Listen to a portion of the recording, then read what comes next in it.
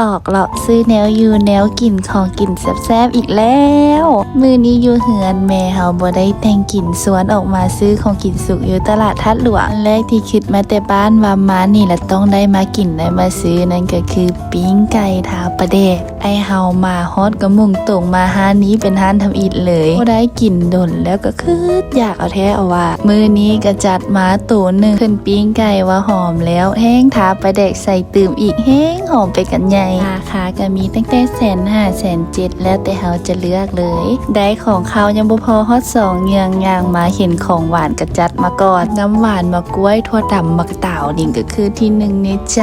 แต่คันมีสลีแห้งสิเดอเบสก็นี่แต่ว่ามื้อนี้ฮานี่บ่มีเอา3เยืองนี้ไปก่อนส่วนแม่ฝนก็จัดแบบถุงที่ว่าเพิ่นตักไว้แล้วแม่ถุงหนึ่งลูกถุงหนึ่งมักคนละอย่างก็ซื้อคนละถุงโลดย่างมาก็สะดุดตาอย่างใหญ่กับอาหารเวียดของโปรดของฝนแบงค์บดล็อกนี้บ่ว่าฝนจะเห็นอยู่ใส่นี้ฝนจะแวะซื้ออยู่ตลอดเลยฝนมักฟิลแป้งมันนุ่มๆแต่ว่าบัดย่ำไปแล้วได้ฟิลแบบได้ย่ำกรึบๆ กินแล้วมันก็จะฟินแหละส่วนขนมเมนูนี้แม่นคิดฮอดน้องสายอยู่บ้านซื้อไปฝากน้องสายกันข้าวหลามนี่ก็อยากตั้งแต่ตอนกระเจ้าเฮ็ดปุ่นทัดหลวงเอาอยู่เวียดนามแล้วบ่ได้กินพอดีมาเห็นอยู่นี่ก็จัดมา2บังซื้อสนองนี้ตนเองออกมาแต่ตลาดของกินเต็มไม้เต็มมือแต่เฮาก็ยังบ่พอมาแวะซื้อตำบักหุ่งร้านแซ่บอยู่แถวบ้านเอาไปกินคู่กับปิ้งไก่อันนี้ก็เป็นหน้าตาอาหารของข้าวที่เฮาซื้อมาส่วนของหวานนี่ลืมถ่ายกินไปเบิดเรียบร้อย